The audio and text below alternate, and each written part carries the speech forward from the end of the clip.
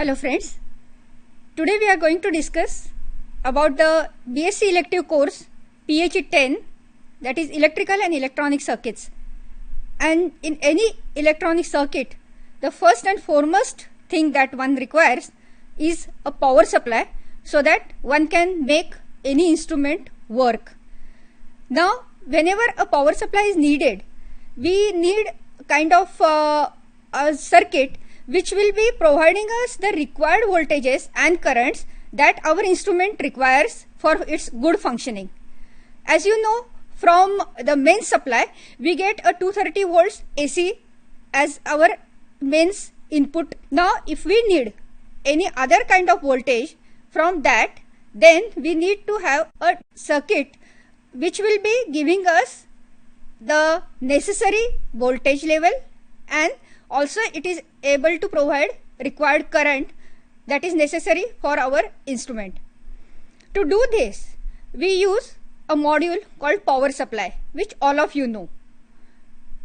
Today we will be discussing mainly about how to obtain a DC supply. DC supply, you know, is a supply where we don't have any alterations or variations in the current, but a kind of steady state voltage which is given to the resistor or load that we are going to put in form of our instrument. How to get that will be the topic of our today's discussion.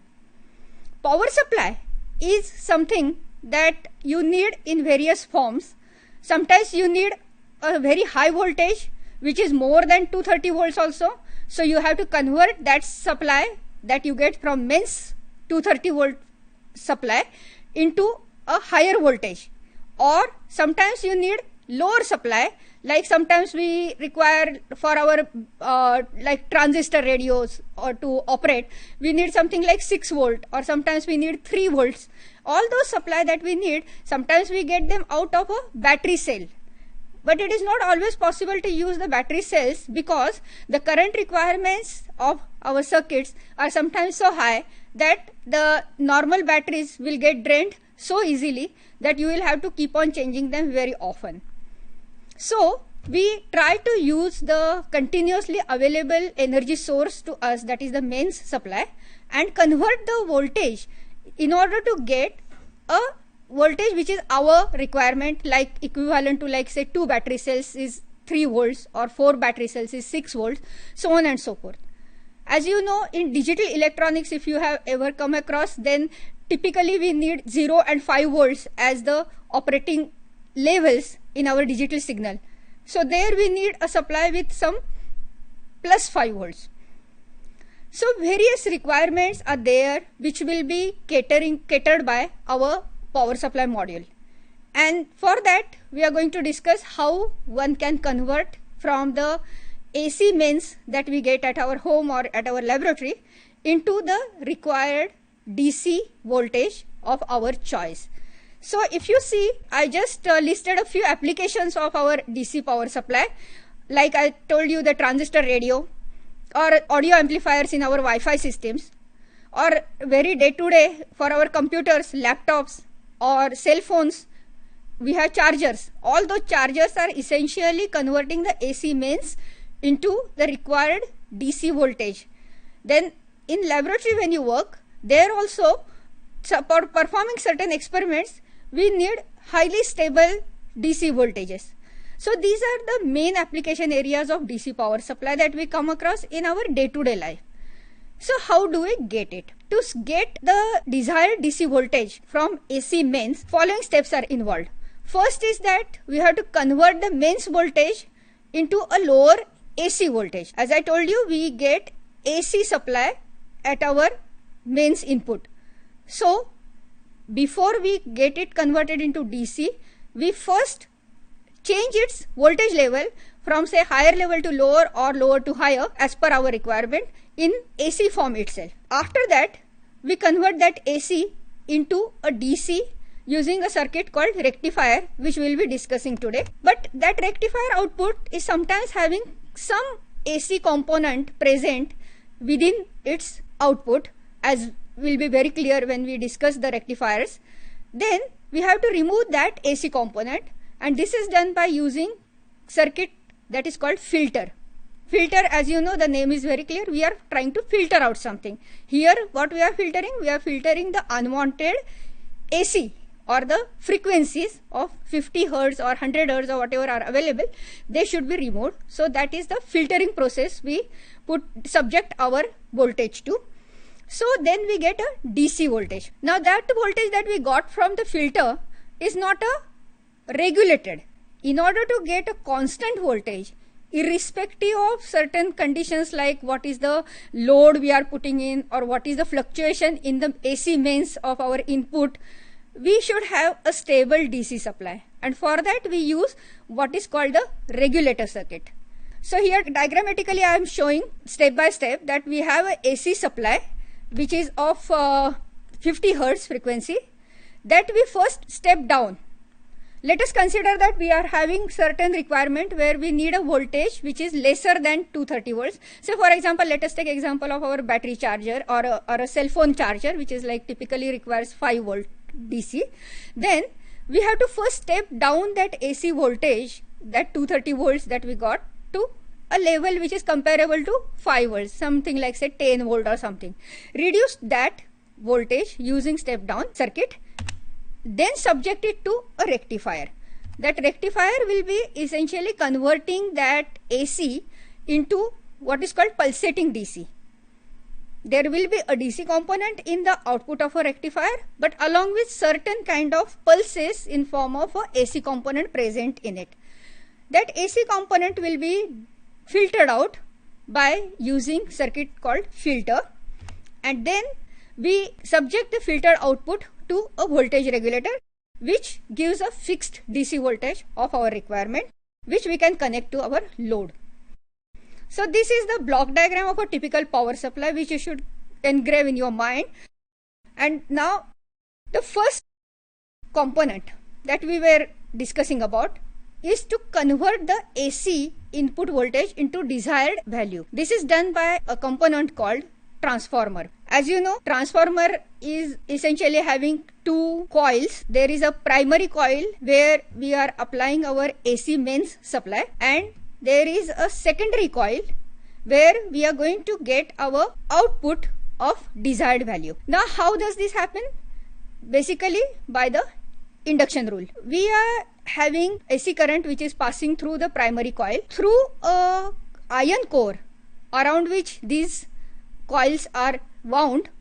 We can induce EMF in the secondary coil, and depending on how many turns of primary coil and how many turns of secondary coil are there, we get the output that is induced at the output of the transformer. When we give AC voltage to the primary coil, the changing magnetic flux is generated. Now that changing magnetic flux is essentially responsible for inducing EMF in the secondary coil via the core or the iron core, which is a common to primary and secondary. As per Faraday's law, the electromagnetic induction per unit turn in primary and in secondary remains the same. What does it mean? It means that entirely the voltage across the primary and the voltage induced across the secondary is solely dependent on the proportion of the turns of primary and secondary. Here if you see at the bottom, I have given the relation to you, that is the voltage in the primary upon voltage in the secondary is equal to the number of turns in the primary NP upon number of turns in the secondary. And of course the current relation is inverse here. The amount of current in the secondary to the amount of current in the primary is proportional to the number of turns in the primary upon number of turns in the secondary. The number of turns of primary to secondary is called the turns ratio, NPS to NS in our primary and secondary nomenclature. If we have number of primary turns more than number of secondary turn, implies that there is lesser amount of voltage induced in the secondary, because as per Faraday's law, the electromagnetic induction per unit turn is same. So if we have more number of primary turns and less number of secondary turns, means we have lesser voltage in the secondary and so it is called the step down transformer. We are stepping down the voltage from 230 volt AC to a certain lower value, which is equal to NS upon NP of V input. Now if we have primary turns lesser than secondary turns, then it is going to induce a higher voltage in the secondary than the mains input voltage, and that's why it is called a step up transformer. That is also quite commonly used, like if we have, say, some electron guns in our television circuit, the old kind of television circuits where we used to have cathode ray tube. There we used to operate these tubes at very high voltages of, say, some 1 kilovolt or 2 kilovolt. At that point of time, we had to convert the 230 volt AC into that kind of high voltage of kilovolt. So there we use the step up transformer. If we want to, say, design a typical transformer, then two things come into picture. One is the power input that we are going to give to the transformer, and what is the power output we are getting out of that transformer. The ratio of power output upon power input is called the efficiency of the transformer. And as you know, in any working system, the efficiency cannot be more than 100% ever. So you always are going to lose certain power in the operation of that particular device, and so always your power output is going to be lesser than power input. Typical transformers have efficiency of 80%. That is, the P out by P in ratio is of the order of 0.8.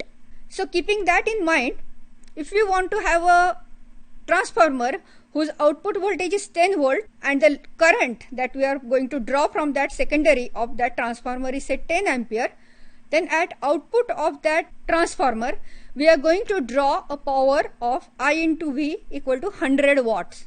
Now, if we consider 80% efficiency, then we require to provide a power of 100 watt upon 0.8, that is 125 watts at the input of the transformer primary.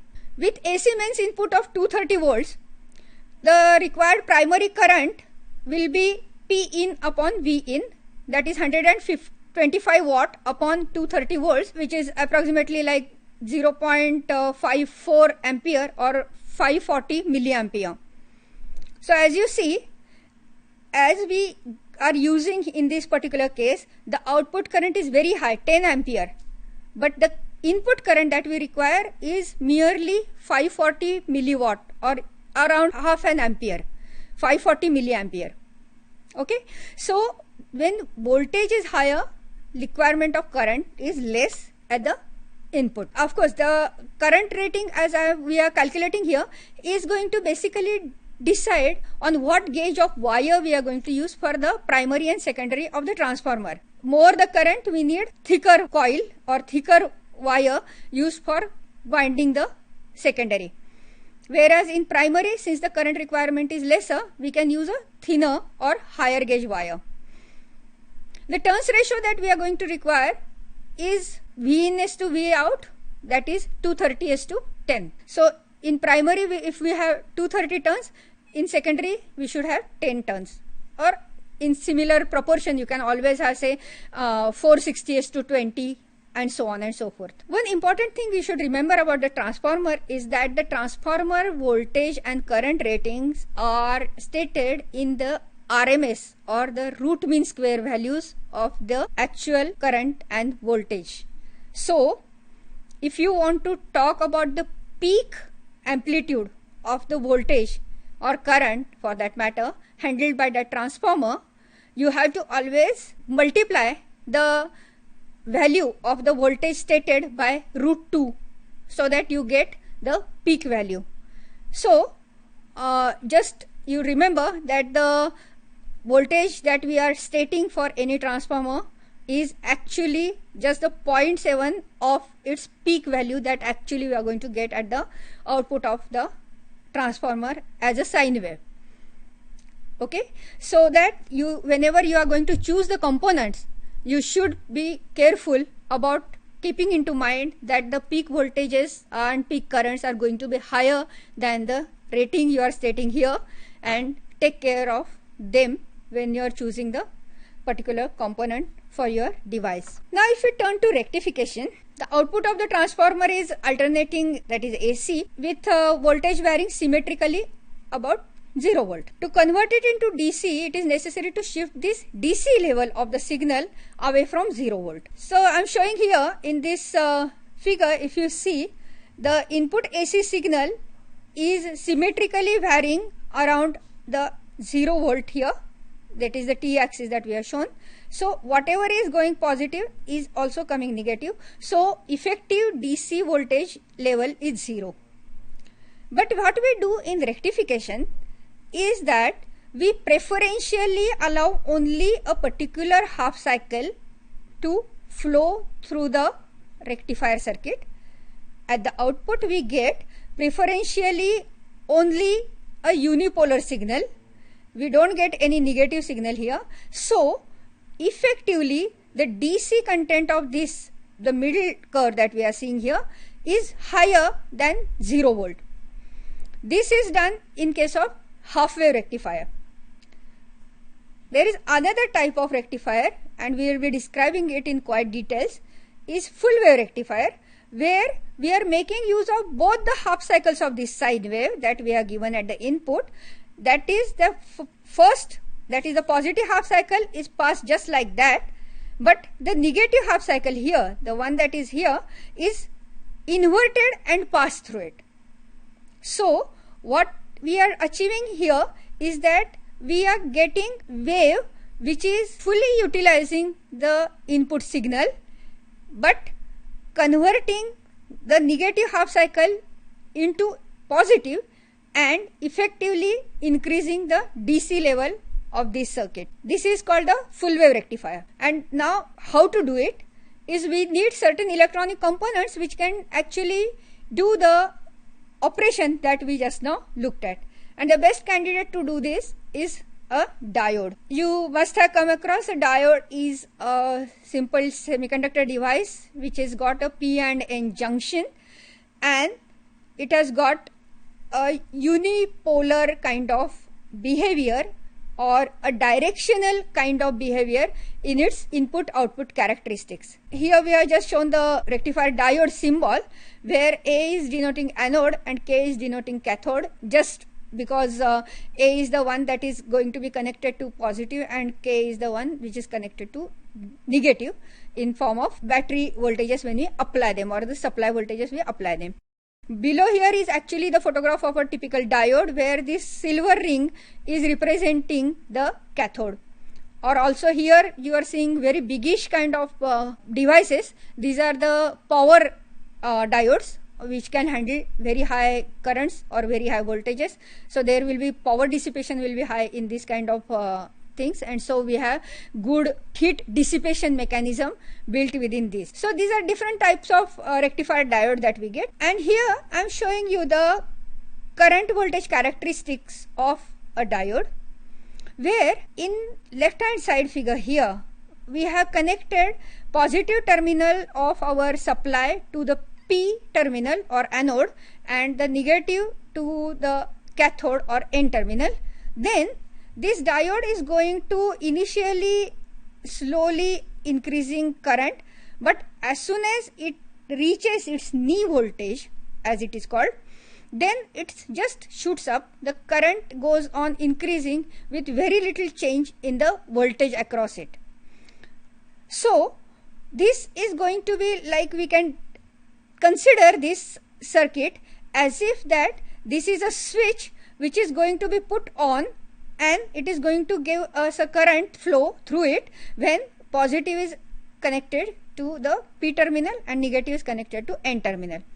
But if we see the reverse bias condition, that is when positive is connected to the N terminal and negative is connected to P terminal, in that case, since the majority carriers are going to be drifting away from the junction area, we are not going to have any current or negligibly small current, which will be just due to the minority carriers in this particular device.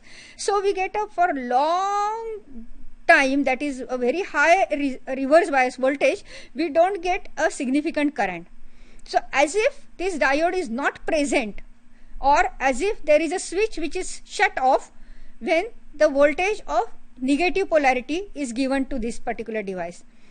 And only after very high voltage what we encounter is a breakdown voltage. In this breakdown voltage, of course, we are going to destroy this diode because of overheating and all, and it is not normally recoverable.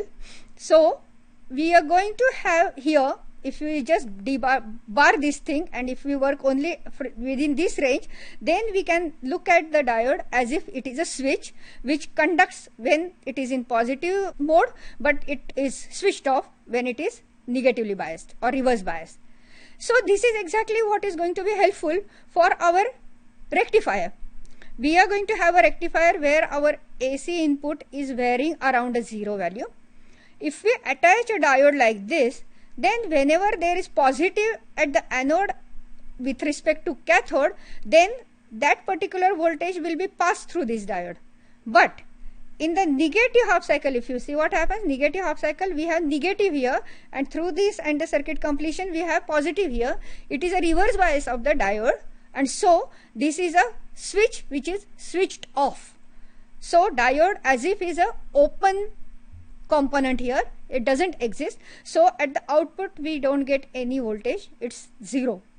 Again, when in the second cycle, when it becomes positive at this end, then again the conduction of the diode starts. So we are able to remove the negative half cycle from the AC signal in this particular half rectifier. We are calling it half wave rectifier because only half of the wave we are using here, the remaining half is 0. So single diode is allowing us to only one half cycle of the sine wave at the output to appear, and while the other half cycle the output is 0. Now as you know, since we are successful now in removing the negative half cycle of the input signal, the DC component of that particular circuit output is going to be different than 0 volt. How much it is going to be? Let us just calculate with a small mathematics, not very complicated. Consider that we have a circuit of a half wave rectifier where R is the load that we are connecting, across which the output voltage V out, VO, is appearing, and VD is the knee voltage that I told you about, that is required by the diode for its own operation, but normally it is so small that we can even neglect it. Now consider that the input voltage V secondary, that is at the secondary we are getting a signal of Vm sine omega t, where Vm is the peak amplitude of the signal. Then what do we get at output? As you know that we are going to get the signal at the output only during the first half cycle, that is when the omega t, if we are going to have on the time axis, if we just depict it in the radians, then for omega t from 0 to pi we have Vm sine omega t appearing at the output as it is, but from pi to 2 pi we have got 0 volts. As you know, a sine wave is typically repeating after 0 to 2 pi. We have a full range of 0 to 2 pi, so it keeps on repeating after every 2 pi interval. So during 1 2 pi interval, the output at the VO is like Vm sin omega t for 0 to pi and 0 for pi to 2 pi. Now if we integrate this, then we get the DC component of this output voltage. So we integrate it as 1 upon 2 pi 0 to 2 pi VO d omega t, which is 0 to pi Vm sin omega t d omega t, plus from pi to 2 pi it is 0. So if I integrate it, I get sin omega t as minus cos omega t in the range from 0 to pi, and if I substitute the values of the integration limits, then I get here 1 upon 2 pi Vm into 2, so that is Vm by pi, or 0.318 of peak input voltage Vm. So 0.318 Vm is the DC component of the half wave rectifier. That is the same thing we are depicting here. That is, on the left hand side, if you see this, follow this red line, the DC voltage is 0. But if you see here, the DC voltage level has shifted to 0.318 of the peak value Vm. There is another characteristic of a rectifier, and that is the diode rating, what kind of diode we should be choosing for our circuit. And very critical kind of parameter is the peak inverse voltage. As I told you that when the diode is given a particular negative voltage, after certain high voltage it undergoes breakdown, and it is unrecoverable breakdown, and the diode gets normally damaged after that. So we should have the rating of our diode in such a way that it will not break down even with a particular negative voltage across it, and that is called the peak inverse voltage. Now in our circuit, when the diode is not conducting, the entire input voltage at the secondary winding appears across the diode, and so the diode should be capable of resisting or withstanding that minus Vm voltage across it without any breakdown. This is the peak inverse rating of the diode required for our half wave rectifier. Now another component that we need to look at in our rectifiers is what is the root mean square voltage of our output voltage. The root mean square component of our output voltage, Vrms, is nothing but under root of 1 upon 2 pi integral 0 to 2 pi V output square.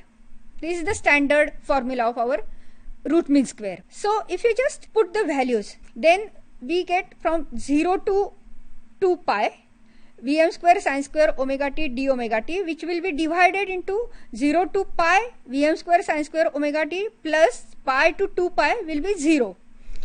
So this component is 0, and Vm square is out of the integration sign.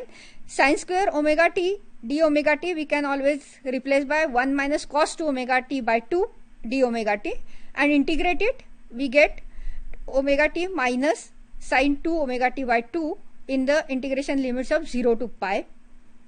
So if we substitute the values of 0 and pi in this sine omega t, it is going to be 0. So omega t is the only surviving component here, which will be giving us output of Vm square by 4 root, that is Vm by 2.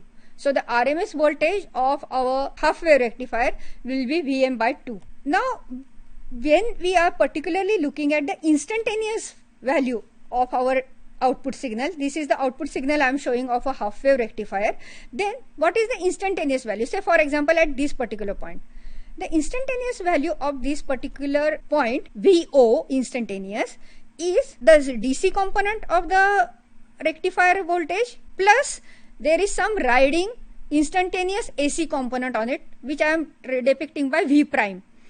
So this instantaneous AC component V prime is nothing but V output, that is the voltage at this point or instantaneously at any point of time, minus VDC.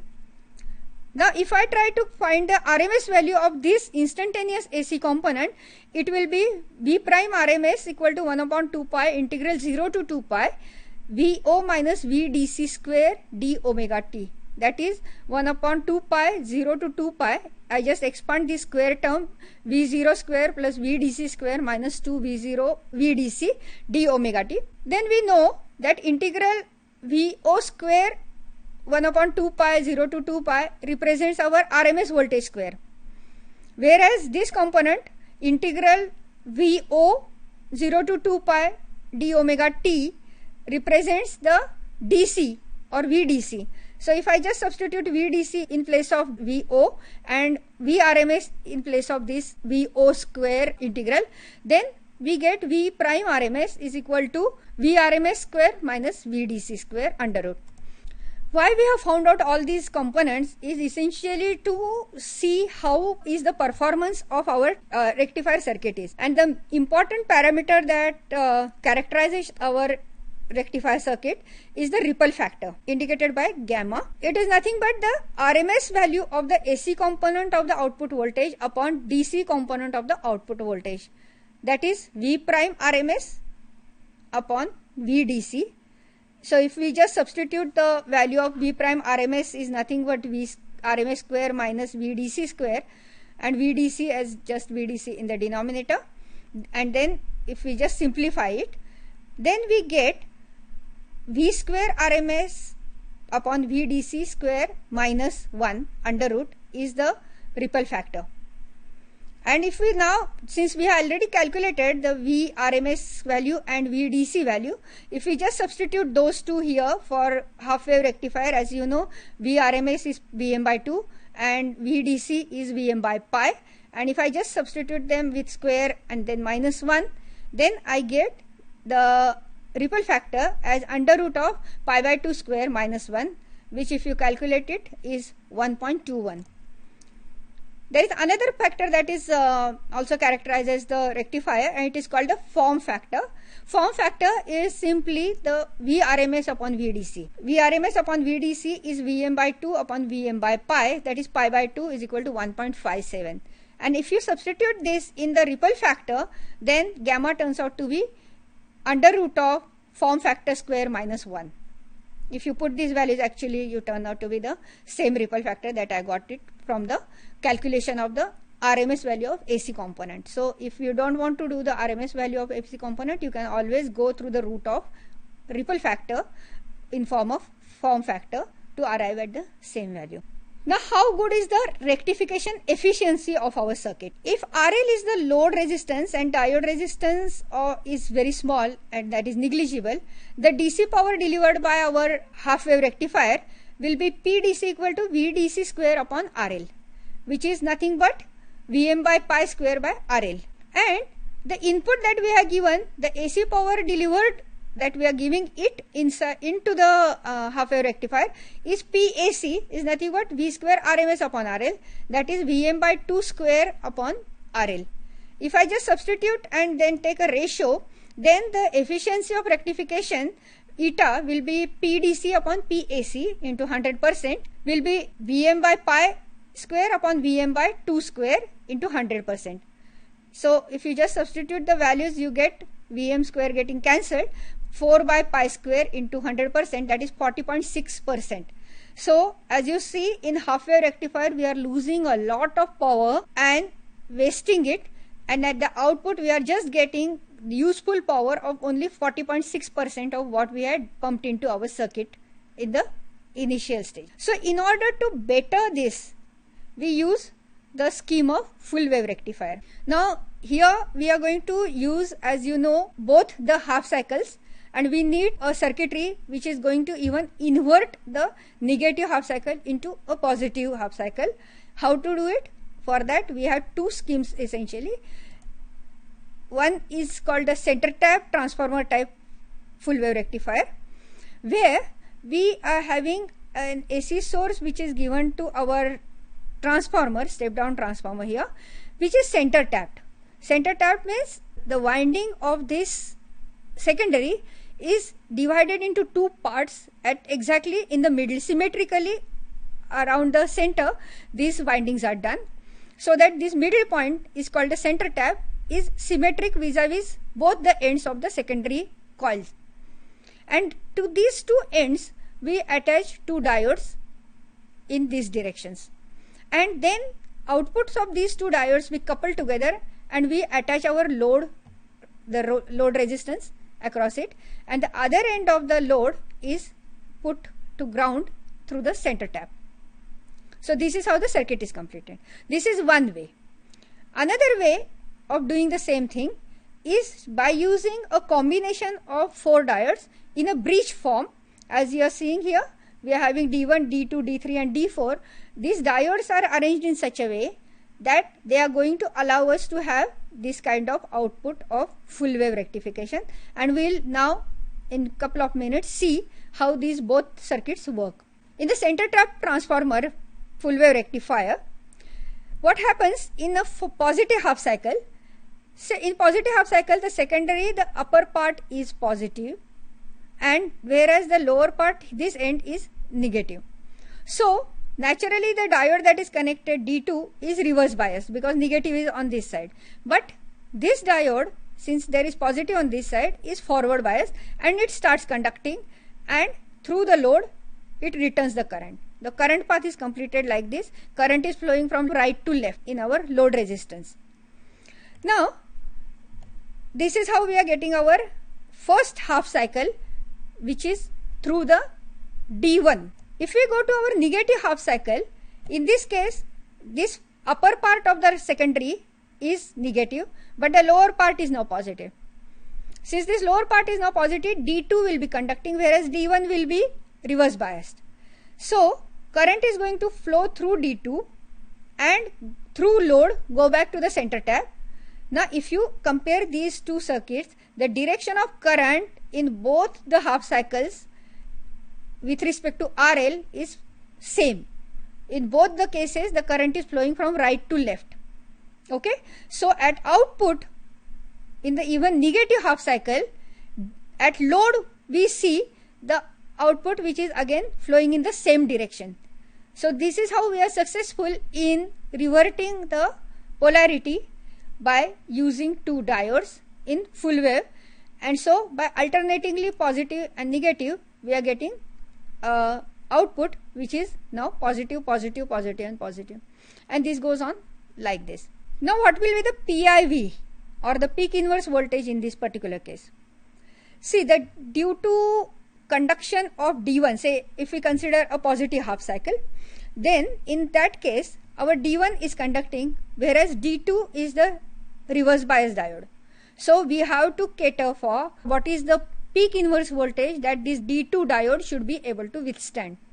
So for this, since this is positive, D1 is conducting fully, consider that its internal resistance is 0, then that entire input is appearing across load. We get positive here and negative here of the input, and at certain point when peak voltage is there, this Vm is appearing across it.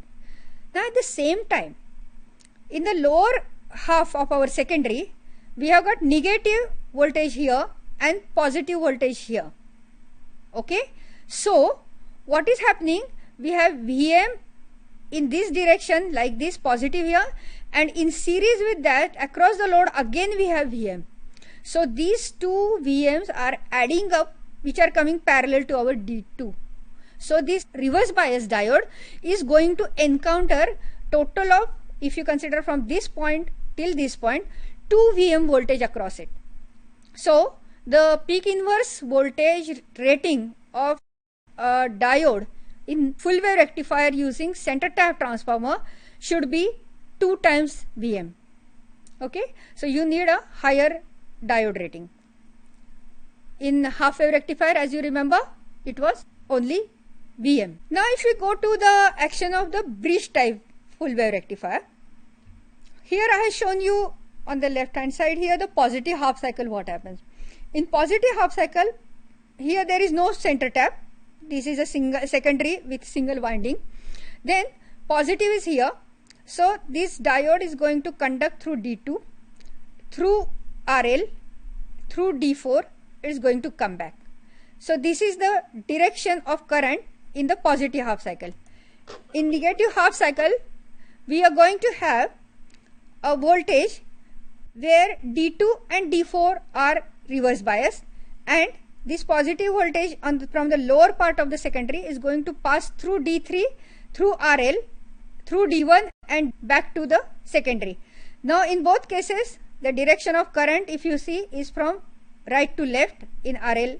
So same way as we had for our earlier center tap transformer, we do have here also both the half cycles treating to be positive vis-a-vis the load, and that's why we are getting once the conduction through D2, D4, another time we are getting conduction through D1, D3, but the resultant is same. PIV of this bridge type full wave rectifier is quite simple, because these two D1 and D3 are in parallel vis-a-vis RL, because D2 and D4, if they are conducting, then almost their resistance is 0, so they are almost short. So D and C points are together, A and B points are together. So whatever is voltage across the secondary, Vm, is going to appear across the load, and so also across D1 and D3 simultaneously. So both D1, D3 will have to sustain Vm as the peak inverse voltage across them. So the peak inverse voltage is now half than what it was for the full wave rectifier. The RMS voltage in this case, it will be calculated, since we are going to have a repeated waveform every pi, 0 to pi, then again pi to 2 pi also we are having the same kind of signal. So we do the integration from 0 to pi, and if we go on doing this simple mathematics, 1 upon pi integral 0 to pi VO square, and do the substitutions, then we arrive at Vrms is equal to Vm upon root 2. Same way, the DC voltage also you can calculate quite easily by integrating over only 0 to pi, and it comes out to be twice Vm by pi and 0.637, that is exactly double to that of the half wave rectifier. And the ripple factor, if you see here, is quite less, because V prime RMS upon VDC, which will be equal to V RMS square upon VDC square minus 1. If I substitute the values for the full wave rectifier, that is Vm upon root 2 square upon 2 Vm upon pi square minus 1, it comes out to be 0.482, and the form factor is 1.1. And the rectification efficiency also, if you see, by just substituting VDC square by RL for PDC and VRMS square upon RL for PAC, then PDC by PAC will be equal to 8 by pi square into 100, that is 81.2%, a very high efficiency. And that's why we are having very good performance when full wave rectifier is there. So in this table we are summarizing the performance of all these rectifiers. In order to obtain the DC voltage from the power supply, we need to remove the AC ripple present in that rectifier output. So that rectifier output has got certain frequency component. Like if it is coming from a half wave rectifier, it will be having a frequency component of 50 Hz. If you are having output from the full wave rectifier, then as you remember, from the full wave rectifier we have the repeated positive cycle and the negative half cycles of the sine wave getting converted into all positive half cycles. So effectively they are coming as the waves which are having double the input frequency. So if 50 Hz is our input frequency, then output frequency of our full wave rectifier output will be 100 Hz. So we have now frequency component which is to be removed. So the element which we will use to remove that should be having its impedance proportional to the frequency. So you remember that the elements called inductor or capacitor are having impedances which are proportional to the frequency of their operation. For inductor, the impedance is j omega L, and for capacitor minus j upon omega C. So whereas we have got these components, we can be sure that they are going to differently behave at different frequencies, and that is the thing that we are going to make use of to filter out the unwanted frequency component in our output of the rectifier circuit. Also now, if you remember that in rectified output, the signal would be going from 0 to V maximum and coming back, then again going up V maximum and coming back. So it is a kind of a sinusoidal signal only, which is variable from 0 to Vm, or the V peak amplitude of the input signal. Now when we want a DC voltage at output, we want the output of our circuit not to reach 0 value, but to remain at the average value of, say, typically near the DC component of the rectifier output is. This can be done by a certain scheme where we have component which is going to store the energy during the conducting cycle of the rectifier and use that energy stored within it to deliver it to the load when there is no input from the rectifier, right? So this kind of energy storage device is required in our application in the power supply applications. And again, inductor and capacitor are the easily available devices which come handy for use as a storage device. In capacitor, as you know, we store the charge, and that is stored as a energy which can be used in form of a current for our load functioning. In inductor also we can store the energy which can be used when the input signal is not available. The capacitance filter is the one where we are showing here the full wave rectifier output is given to a capacitor. This is the part which is of our interest now, which is connected then parallel to load. So what happens in our case is that this is a full wave rectifier output. Below here I am showing you. Then initially when I am having say conduction at Vm, then my capacitor charges to say value B. Now the output of my full wave rectifier starts going down in this cycle here. But since there is a capacitor which is charged, the load will be looking at the voltage which will be supplied by the capacitor. And so capacitor is able to give the energy to the load when there is no input available from the rectifier output. So the capacitor gets discharged to say value C.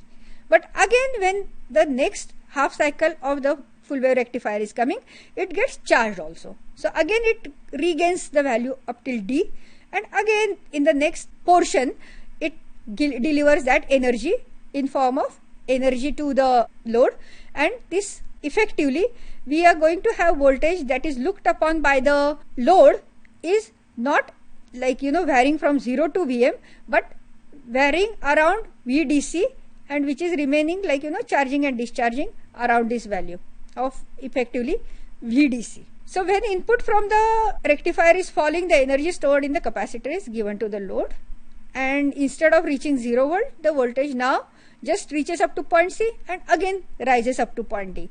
So we are now able to convert this pulsating DC into much smoother DC. Now of course the performance of this filter is going to depend on the value of load also. If my load resistance reduces, means there is larger current flowing through it. So when requirement of larger current is there, this capacitor is going to get discharged faster. So in such cases, the voltage that instead of reaching till point C here, it will reach little below here and then go up. So performance of a capacitance filter will be highly dependent on what kind of load current is required by our circuit, and so the performance will be hampered if large currents are drawn. So we have to take into cognizance while designing or choosing the capacitor in such a way that it will be having a value enough to store energy which will be able to deliver enough current to our load when conduction is not happening. But it should not be so high also that it takes longer time to charge, because if you remember, the charging and discharging of capacitor is happening in exponential relationship, and that is dependent on the RC value of the circuit components. So that RC is called the time constant of the resistance capacitor circuit, and that RC time constant is the main determining factor in optimum design of our rectifier. We can also use inductance as or the choke as a filter, where the property of the inductor to oppose the change in the current is used for our filtering action. In this case, when the output current of the rectifier is increased, the energy stored in the inductor in the form of magnetic field, that output current from the rectifier is used for storing the energy in our inductor, and then it gives out that current when the current at the load falls below the average value. So effectively this is also going to be operated in the similar principle, that the energy stored in the device is given to the load when there is no conduction happening from the output of the rectifier. But remember that this L filter works only when the full wave rectifier is there.